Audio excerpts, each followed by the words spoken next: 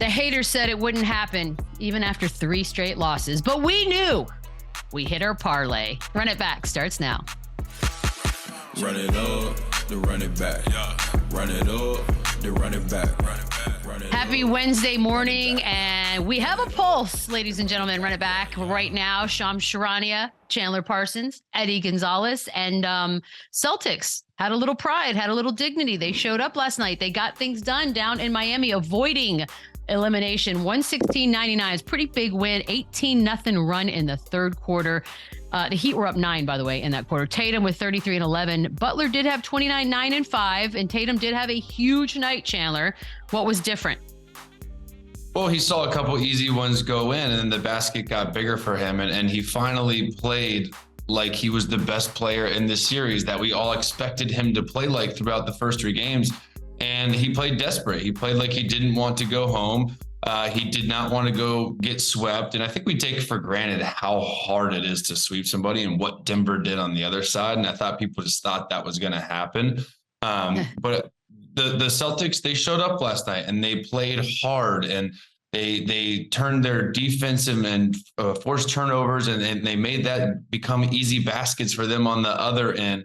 Grant Williams, he was great. I got to say, all the poke in the bear talk, he lost this series. He stepped up last night. He hit 4 threes. He played solid defense on Jimmy, had a nice block on him on the ISO. Horford stepped up. Derek White, they had all the starters were in double digits. So this is the way that we thought they were going to play coming into this series. And again, it's hard to sweep. So now it gets interesting, right? Now the fun starts. Now we go back to Boston and they get that one. It's anybody's series. And you wouldn't think you'd say that after a team is up 3-0 and now 3-1, but the momentum in a series like this can shift so easily that the Celtics came out and they handled their business. But on the flip side, the Heat, it's just one game. All you got to do is win one more out of the next 3. So you don't really feel the pressure yet, but man, you go ahead and you lose game 5, things get spicy. Yeah, the best player in the series finally looked like the best player in the series, in my opinion. And what I like what he did last night is what you're looking at right there. He got to the paint. Half of his 14 shots were in the paint, were layups, floaters. He attacked, and that changed the game for them. Between that and Al Horford making 3 threes, they looked like a whole different team last night. And for all the quit we saw in game 3, we saw an entirely different Celtics. They made 18 threes, which is huge for them, especially when you make 10 more than the opponent. If they can replicate that, and that has been their game all season long, make a lot of threes, defend, and beat teams like that. And they did that last night. And so if Jaylen Brown ever shows up to this series, and he had a decent fourth quarter last night, a big dunk on Bam, had an and one layup that essentially ended the game, stood in the crowd and let them hear it.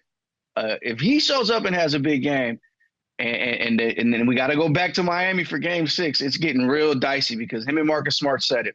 Don't let them win one, and they did. So I hit Jason last night, said one at a time, and he hit me back, said the exact same thing. So that's their focus right now, and they're in a real good place. And we'll see. We'll see what they look like tomorrow. But what they just did, they can do that again. Funny how one win just completely changes our perspective. Shams, you and Eddie were in the building last night. What was your takeaway?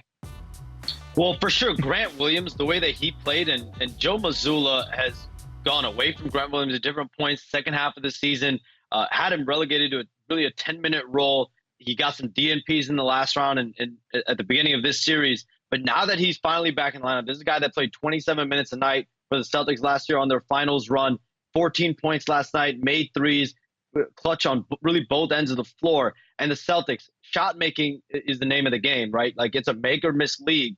And in game 3, the Heat made so many open threes they couldn't miss. I was talking to some Celtics staffers before the game. They were just sighing because it's one of those things where if Miami's making shots at the rate that they were making shots in games 1 to 3, Boston really, there's no hope. But last night, 19 of 45 from 3, only 8 of 32 from Miami. And Boston is now 7-1 over the last 14 games when they hit 15 or more threes. They're 0-6 when they make less than 15 threes. So I guess in game 5, you got to make at least 15 threes.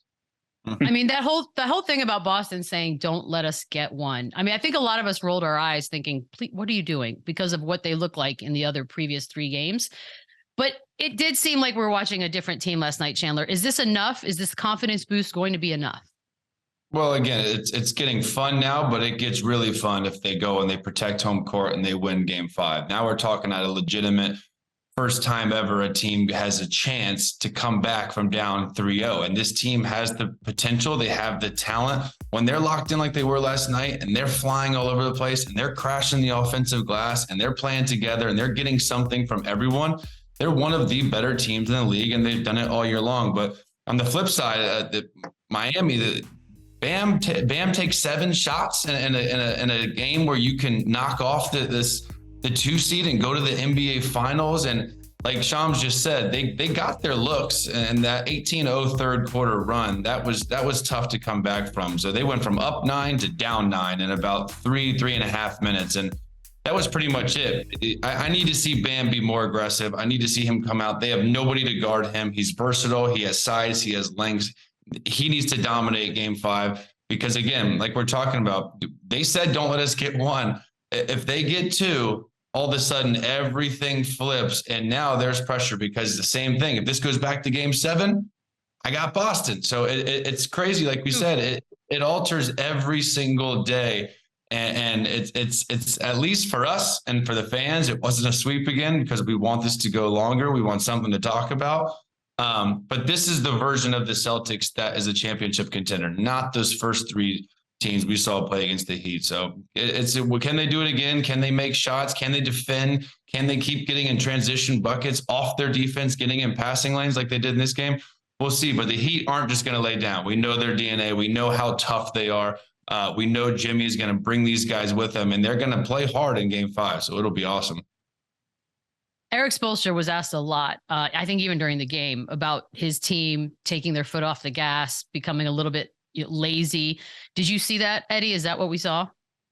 No, I mean, my one takeaway from this is my first time in that arena is the intensity that team plays with. They're not an overly physical team, but they just continue to move on defense. They continue to move on offense. They don't let up all night. And the arena is the same way. The crowd is the same way. So, no, I don't think that they took their foot off the gas. I don't know what Eric Spoelstra's answer was either. They just didn't shoot it as well as they have in pretty much all playoffs. This is the first time this series they were held under 100 points. They only shot 25% from 3. They had 15 turnovers, which is a little uncharacteristic for them. They didn't have that explosive performance from another guy besides Jimmy. And when they don't have that, Gabe Vincent had 17 points, but they didn't have anybody up to that. They didn't have anybody in 20. They need a 40-point game from Jimmy to keep up with something like this, and they didn't have that last night. So are they going to play better as the series goes forward? I don't know. The pressure is flipping now, and 2 of these games are going to be in Boston. So, role players, they typically play better at home. They got 1 home game left. It's gotten very interesting now, and what they probably going to need to win another one of these games is they're going to need playoff Jimmy to come back and look like the best player in the world again. And I'm not putting it past them. Okay, let's get real here. Does anybody on this panel think that the Celtics can win 3 straight games? Really? All of you? Everyone? Okay, Chandler. I think they're going to. Hey, listen, again, like Eddie just said, they're looking at this like a 3-game series, and they have home court advantage. This was the Heat's chance to really be done with it and obviously give them no hope. Now they're going back home, which I know Miami just won 2 games there, but it's different. Their season is literally on the line. They cannot lose. Then they played last night like the desperate team. They were flying around. They had more energy last night. They were crashing the glass. They were forcing turnovers. I don't know why it took them 3 games to do that, but yeah, the Heat are feeling that. They can say they're not. They can say that they're okay. All they got to do is get 1, which is true. But the Celtics were the better team all year long. They have 2-star players that really haven't showed up, especially Jaylen Brown. They're going to get the home cooking. That place is going to be rocking. If there was ever a team to do it, it's this Celtics team against the 8th seed Miami Heat. But again, Miami's not just going to lay down. They're going to make it very difficult. But yeah, I strongly believe that the Celtics can go and get 3 in a row. I mean, we're talking about history being made here, guys. 3 straight. And I'm seeing a lot of this. This is weird for me. I don't see it. Meanwhile, Denver just resting, sleeping in, having a little mini vacation, if you will. Shams, as president of their bandwagon, who do they want to play? Well, it's crazy. In 2020, if they had beaten the Lakers, they would have played this Miami team. We'd be talking about a rematch. But I think if you're Denver, Nikola Jokic, Mike Malone, I don't think that they're stressing out over either of these teams. I think they're very, very much locked in on themselves and preparing over the next week or so in advance of game one. But I do think when you look at it from a roster perspective, it's hard for you not to argue that Boston, on paper, has more talent, more depth than Miami. But again, these games aren't won on paper. The same could be said about past iterations of Boston's team. I remember that 18-19 team that the Celtics had, that Danny Ainge put together. Kyrie Irving, Jason Tatum, Jaylen Brown, Al Horford, Marcus Morris, Marcus Smart at that point was their sixth man. That team had so much talent, they lose in the second round. So talent doesn't mean everything. Chandler knows he's played in the league. It takes a lot more than that chemistry, which Miami has shown more of this series. But listen, on paper, on talent alone, I mean, could Boston be the first team ever to make this a game 7 and potentially win 3-0? I mean, I guess you can make the case, but games aren't always won on paper. Yeah, I think the obvious answer is the Celtics. I think they want them to keep playing. I think they want them to beat each other up for at least 3 more games. And the longer this season goes, the more of an advantage it is for Denver. But I'm with Shams. I think they beat whoever it is. I think the Celtics, like he just said, they have a better team. They have a deeper team. They have more star power.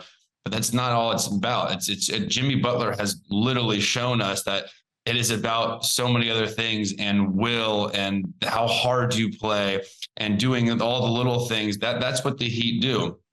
But I think obviously they want them to keep playing. They want this to go to 6 or 7 games just to continue to kind of watch film, break down, get more rest. But I don't think the Nuggets really care who they play. I think they're confident against either of these teams. They are hot and they're ready to go. Shams, more stuff is happening. It's not just what we're seeing on the courts. Things are happening behind the scenes. Coaches are perhaps being interviewed and maybe hired. What do you have for us? So the Phoenix Suns are down to 5 finalists for their head coaching job. They're going to have final meetings and interviews in Michigan with owner Matt Ishbia, James Jones later this week. But here are the 5 finalists right there. 3 championship coaches: Nick Nurse, Frank Vogel, Doc Rivers. And then you have 2 assistants, high-level assistants: Jordy Fernandez with the Sacramento Kings, Kevin Young, who's in-house in Phoenix. And what's interesting here is I think Milwaukee and Phoenix are kind of on collision courses to potentially make hires sooner than later over the next week or so, potentially. Both teams are looking at Nick Nurse pretty strongly, and so both are really far along in their process. But I think when you look at the Phoenix Suns list, you have a mix of veteran championship coaches and some youth. With the team with Kevin Durant, Devin Booker, do you want to go with a first-time head coach? Do you want to go with more of a veteran coach? We'll know our answer here soon. Chandler, anybody on that list excite you? Nick Nurse, I guess, would be my pick. I don't think I go with the first-year head coach with that situation. With that, they need to win now. They need experience.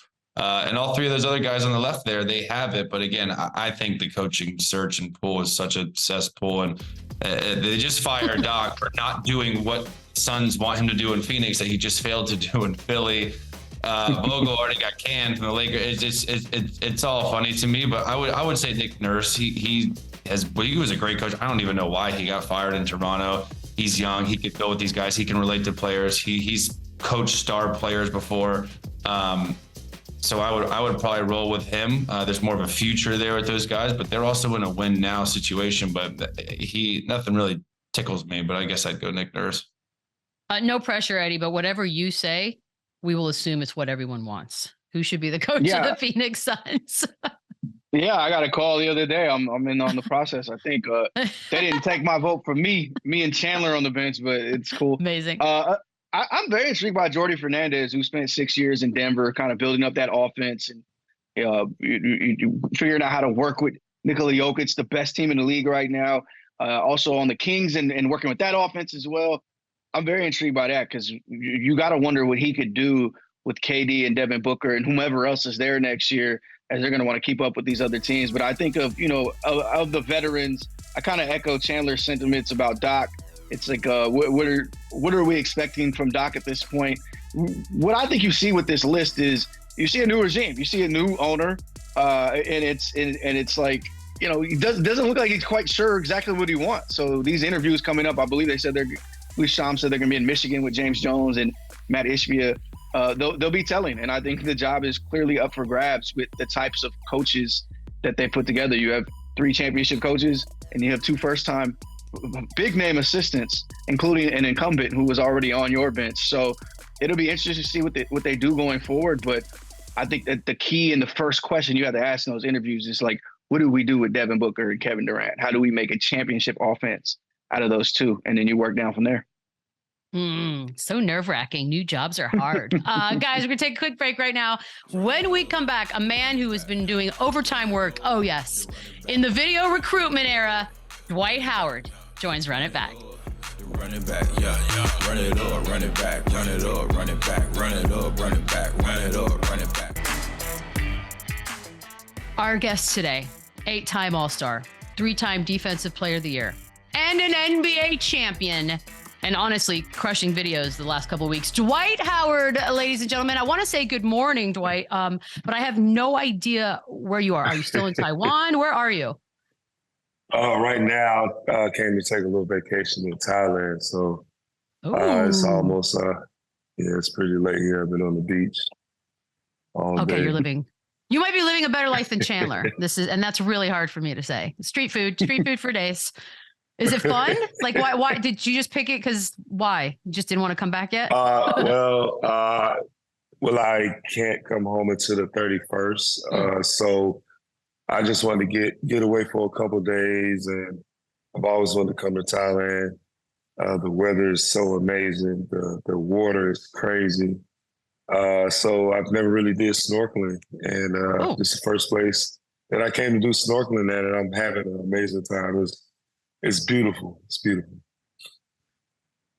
DH, you put some amazing numbers up in Taiwan. You were shooting threes. I think you were in the three-point contest out there doing everything on the floor.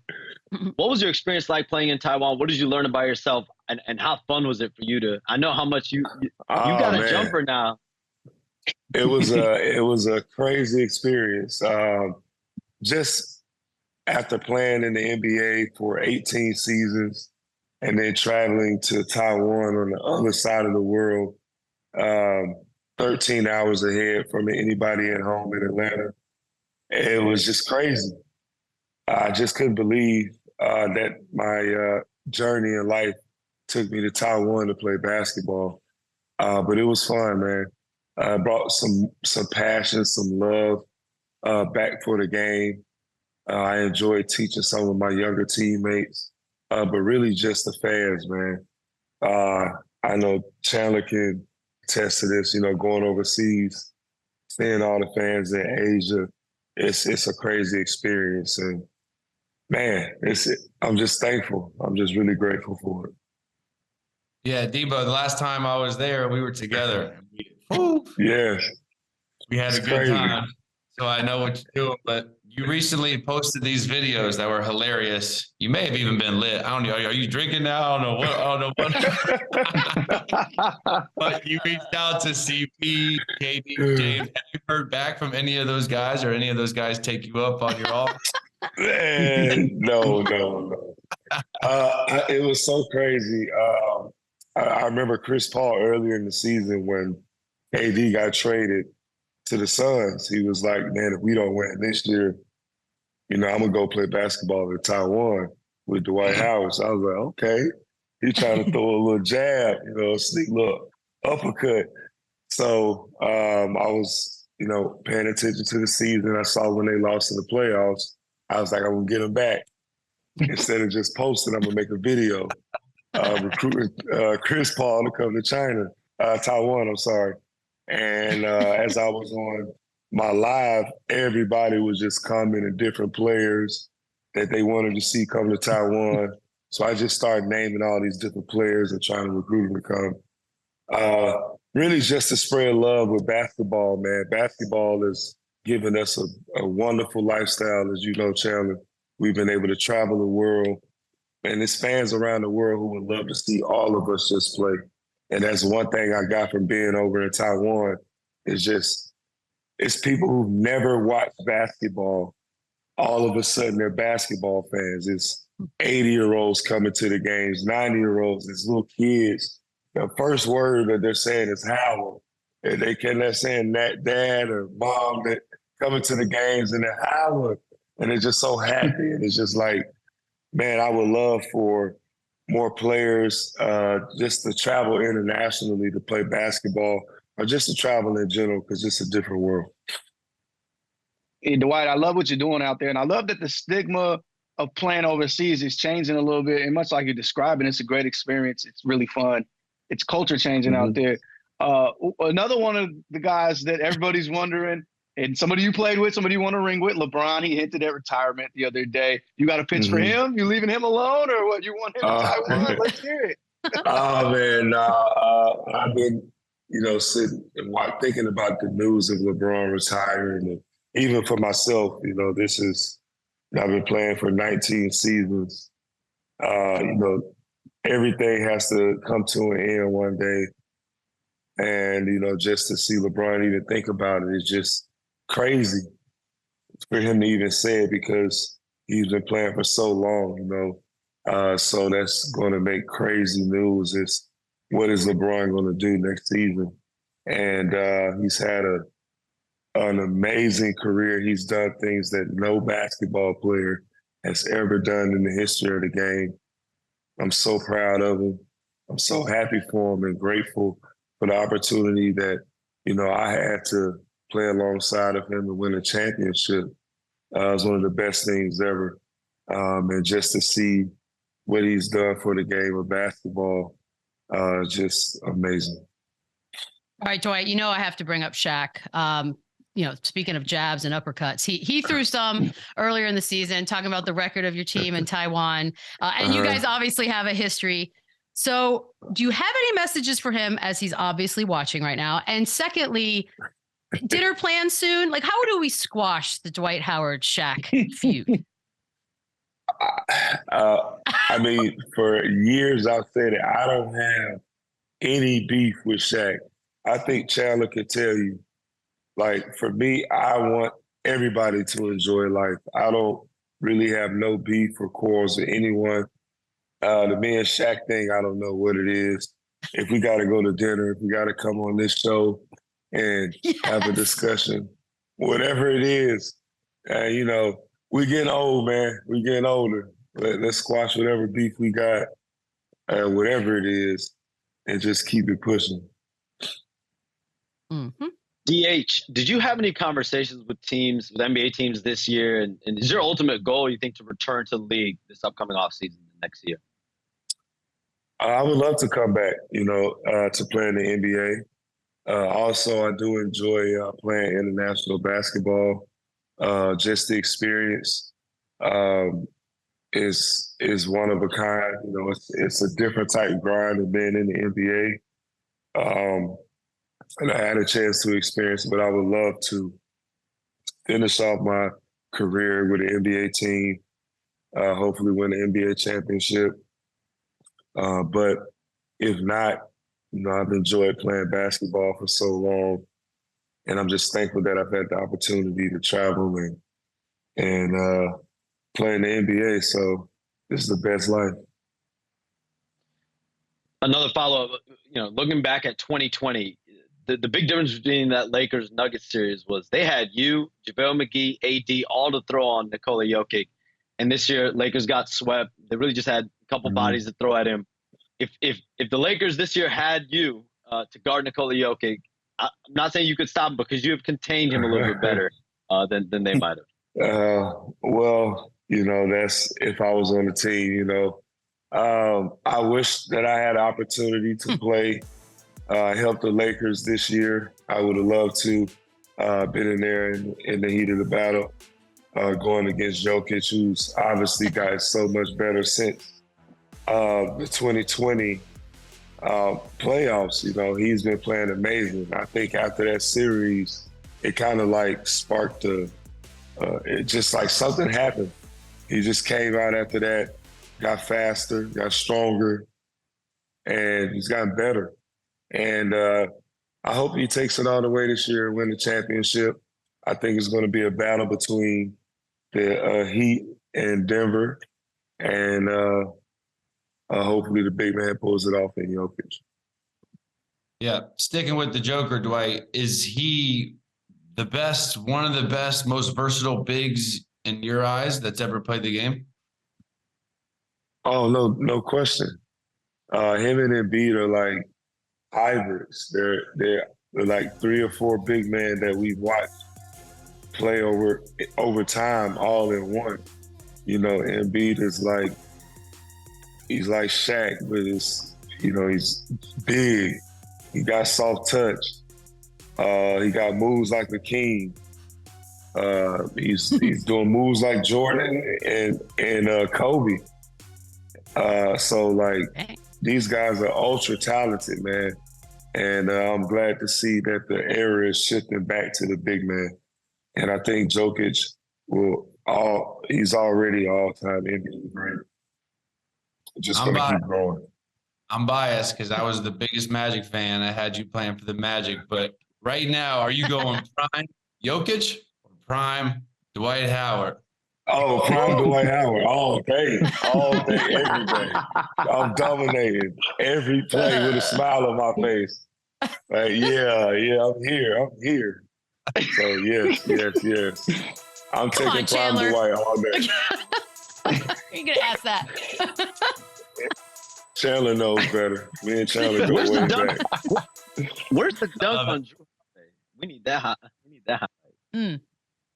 The dunk contest? Yo, I want to change pace real quick. Mm-hmm. Want to talk about one of your former teammates, James Harden. He has a big free agency opportunity this summer.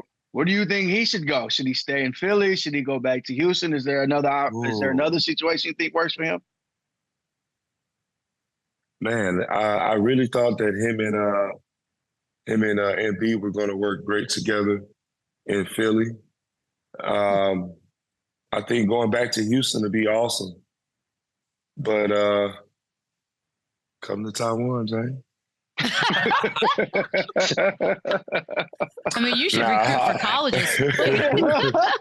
well, really, I think the biggest takeaway is it's not me recruiting guys just to come to Taiwan, but just to play international basketball and to realize that, maybe, there's some guys who may not make it to the NBA, but there's basketball leagues, all over the world that players can explore and play in, and not just to stop on their dreams, because one stop to a place overseas can lead you to the ultimate goal of being in the NBA. You look at Pat Beverly.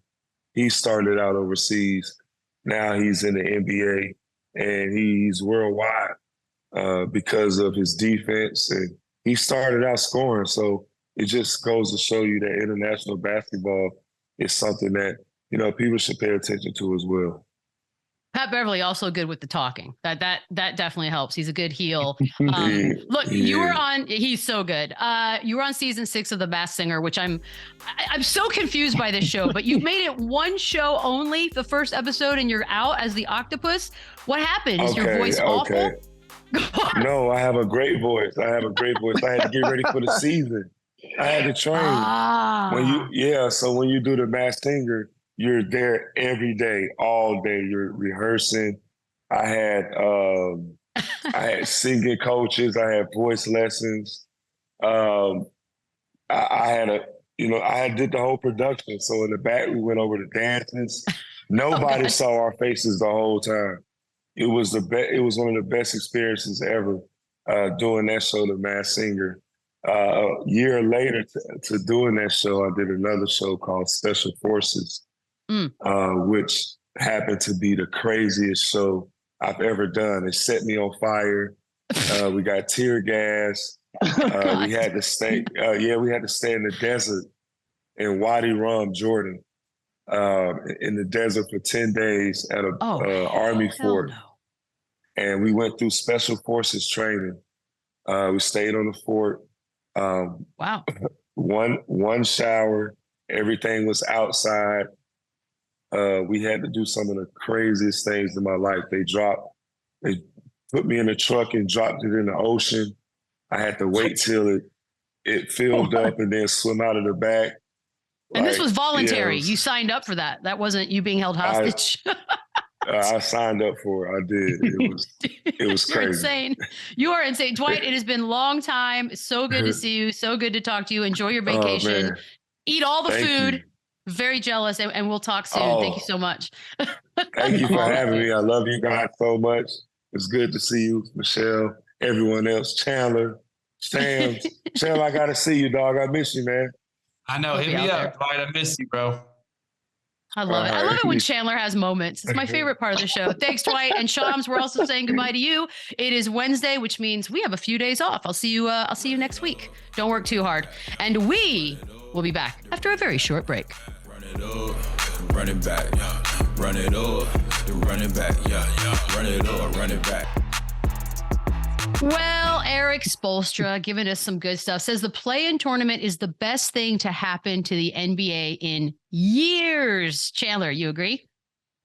Yeah, I love it. It kind of eliminates tanking a little bit. It gives everybody a hope to have a chance to compete. And then you see what happened this year with the Lakers and the Heat. They're showing you that anything can happen once you get in, and that's well worth, and that's much better, than a late lottery pick like some of these other teams got. So I think the success that it's shown this year and how far you can go, only helps the case for the play-in. And also it's got a little March Madness to it where it's a single elimination for some of these teams, and it's a must win. And I think it's great for viewing. I think it's great for competition. I think these teams, have to bring it. You see a team like Miami who loses their first one against Atlanta, which actually probably end up helping them of their matchups going forward. But I love it. I agree with Spo. I think it's great. I don't think we should change this anytime soon. Yeah, it feels like 10 years ago they lost that playing game to the Hawks, right? And you wonder how things break if they win that game and then they get Phillied in first round, and is it a worse matchup? And it goes on and on. But it's been great. I mean, the fortunate thing is we haven't had a 10 seed get in, I believe. So they've had LeBron and Steph each year in the Western Conference. Even had them play each other. Had a ton of star power. The Lakers Timberwolves game this year was great. I went to that. It was playoff atmosphere. It was March Madness. They hit a home run with this, and I was super skeptical at first. But just that extra week of just tense and important basketball before the real playoffs start. And then you get these teams that are successful. I will say this, though. This same Miami Heat team, whatever happened in the regular season, they went to the Eastern Conference Finals last year. They were one bucket away from the finals. So this isn't your typical 8 seed, but they are an 8 seed. And they got in there by winning a play-in game. So, yes, it's been a raging success. And a hat tip to Adam Silver and whoever else in the office put that together because they hit a home run. I feel like go ahead. Sorry. I hated it when it first came out. I was like, this is stupid. Like the 9th and 10th seeds, they have no chance of it. So it's a complete change for me, which I thought it was going to be a flop. I think the guys, everyone watching this year is thinking maybe to just sort of shoot for the bottom because this has been a very weird season and it has worked. Moving forward, Shaq said that if he was healthy, I love arguments to start with that. His 2011 Celtics would have beaten the Heat, the one, of course, with LeBron and Wade. Eddie, you buying it? Well, like, is he talking about if he was in his prime? Like, yeah, then it's way different. I don't know if this was Shaq's last season. He started 36 games. He didn't even average double digits. Looked like an absolute shell of himself. No, I don't know how healthy he wanted to be. The Shaq in Cleveland didn't change things. Shaq in Phoenix didn't change things. I love Shaq, but he's bugging right here with this one. Yeah, it's funny when guys say, like, Giannis could say the same thing this year, right? Like a lot of guys could say the same thing, whether they were happy. That's part of the game. And like Eddie said, Shaq is I think he's the most dominant big guy of all time. Is it 2001 Shaq? Is it because 2011 Shaq? I don't see it. Either way, Dirk was not going to let that team lose, and I think that's still the worst team to ever win a championship. I think that's the most impressive championship a star's ever done. But that's for another day. But I got to disagree with the big fella here. There's his career was kind of winding down at that point, anyways, and no, I can't get behind this one. I love how politely you guys both were like, no, with smiles. That was well done, guys. Very diplomatic. I don't need Shaq beef like Dwight. I'm cool. No. All love Shaq. Yeah, I know. I'm not poking that bear. No, Nah, no way. one should.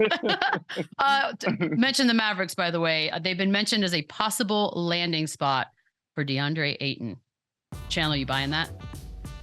I love it. I think it works. Yeah. I think he'd be the first, big, physical, talented center that Luka's had. I think it's dicey on who they got to get rid of. I'm assuming they got to get rid of their pick and either Hardy or Green. And I love both of those guys' potential. I think they both can play off the ball. They both can handle the ball, especially Jaden Hardy. He can go get a bucket when Luka's on the bench. So as long as they don't get rid of both of those guys and they can get off like a Tim Hardaway Jr. or a Bertans or one of these big contracts that they don't want, I love it because it adds then size, it adds toughness, it adds another talented option in the post that Luka and Kyrie, Luka's never had. And now you start talking, you re-sign Kyrie Irving. Now you have a legit bona fide trio, and DeAndre Ayton's young. He can grow with Luka. Kyrie's still shockingly not that old. So I really, really do like this. And again, I think Dallas feels that they need to make moves now. They need to maximize the time that they have with Luka. They've come up short, and he's a generational talent that they need to take advantage of these years. So I'm all for it. And I think it makes perfect sense. Yeah, I think, look, it's easy to say Jokic dominated him and think less of DeAndre Ayton now, but we see what Jokic is. We see what he just did to Anthony Davis. That doesn't make DeAndre Ayton any slouch. I think he's a great fit with Luka. Luka needs that big who can roll the rim, who can pop a little bit. DA loves the mid range. He loves the floater.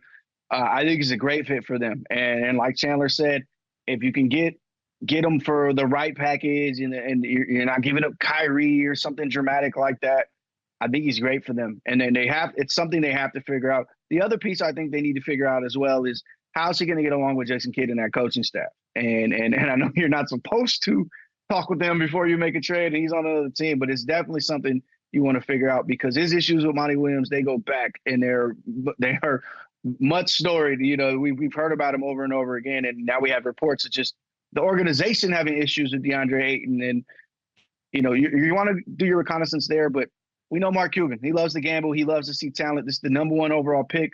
Same year Luka was drafted. I think he's a great fit. I think there's some smoke here, and there might be some fire. Chandler, you and Mark Cuban obviously know each other quite well. He likes to take these sort of chances and like Eddie just said, gamble a little bit. Do you think maybe we play it conservative this time? I mean, we still don't know what he's going to do with Kyrie necessarily, but maybe not gamble too much. I mean, this is more of a calculated risk than the Kyrie thing, right? You can trade. This guy's locked up under contract. At least there's no mystery of whether DeAndre Ayton can re-sign, and Kyrie Irving is an unrestricted free agent this summer. So that was a lot scarier in my eyes for Mark and for that front office and Nico and those guys. But this makes sense. This gives Luka another look. This shows you that I am willing to make another risk and another bold move to get you help.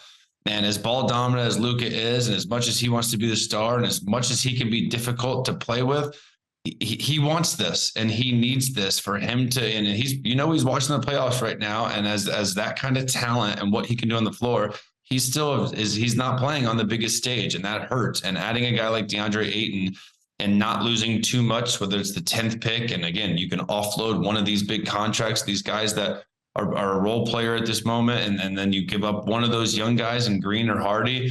I think it works. And I think it works for Phoenix as well, that they get something in return. So I like it. I don't think this is too big of a risk. You know what you get with DeAndre Ayton. You know he can be productive. You know there's some issues there off the court, but that's just who doesn't have that in the NBA. But I think it's a good move.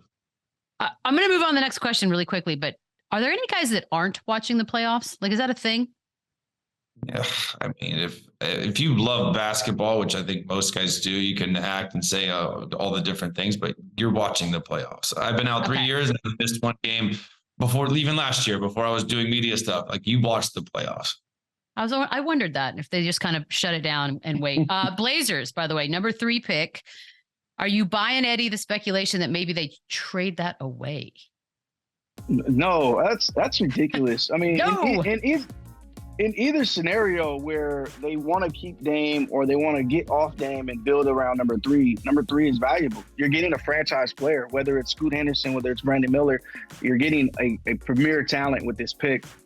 I can't believe this is even being speculated of. It's kind of silly. I mean, I guess if you're getting a superstar back, but if you're trying to build this franchise for years going forward, yeah, you got to take this pick and you got to hit with this pick as well. Yeah, I think it depends on what you get for it. Can you get a guy that can come in and help Damian Lillard stay and win right now and add pieces around those two? Then sure, I'd explore it. But Eddie just said, these guys Scoot, these guys Brandon Miller, they could arguably be the number one pick in the draft if there wasn't this French freak of nature that's generational. So I think Dame doesn't care about the process. Dame doesn't care about, Brandon Miller being really good in 5 years.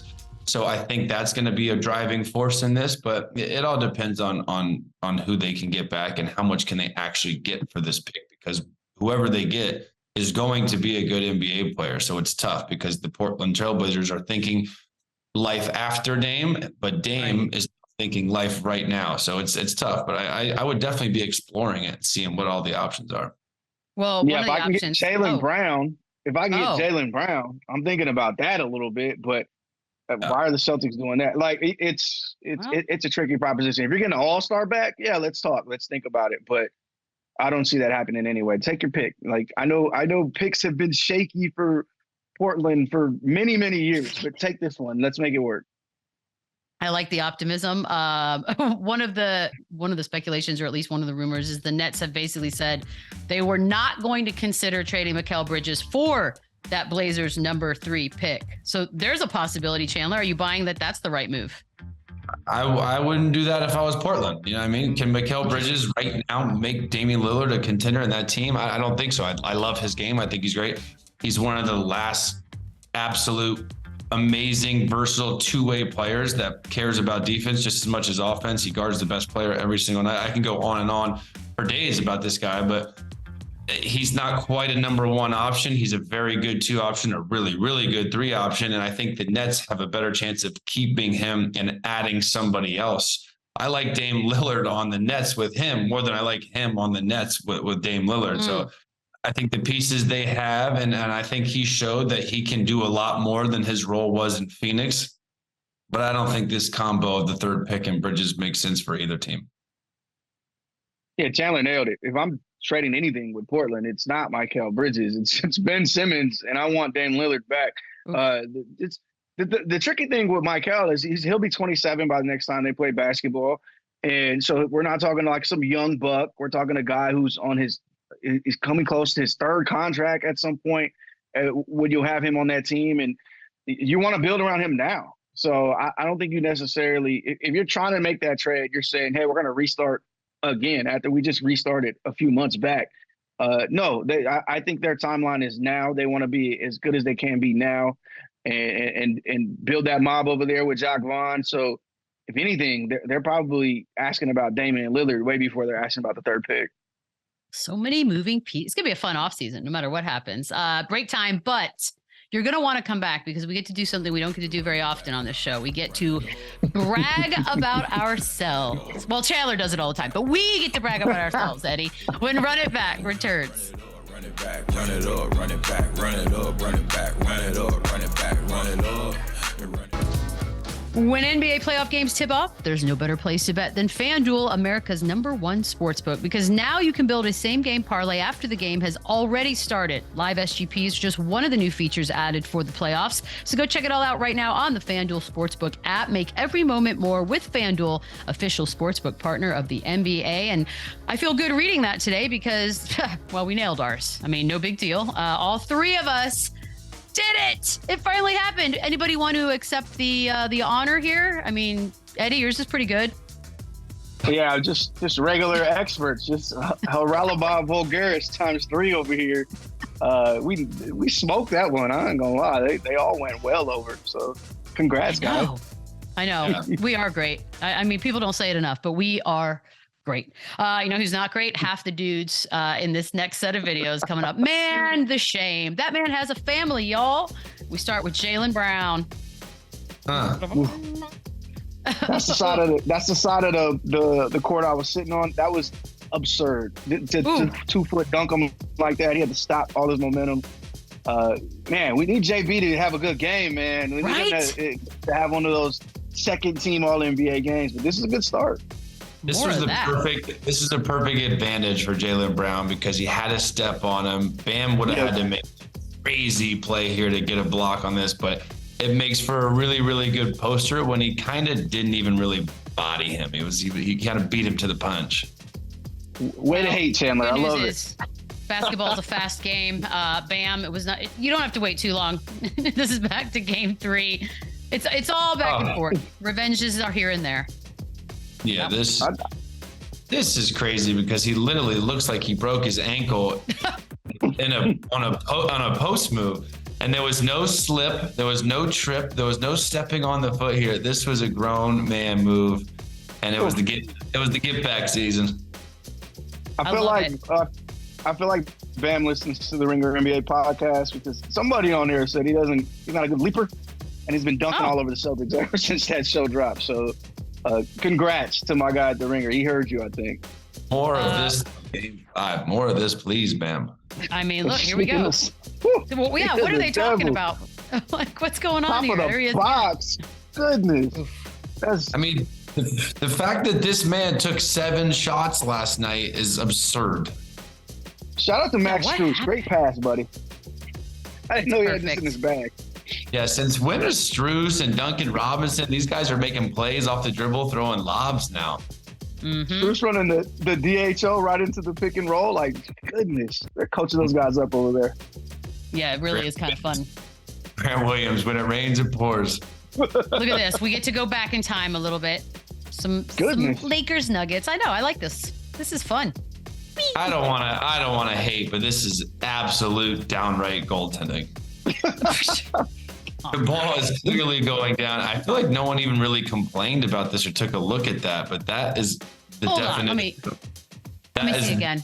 Definition of goaltending. Bill Russell is physics.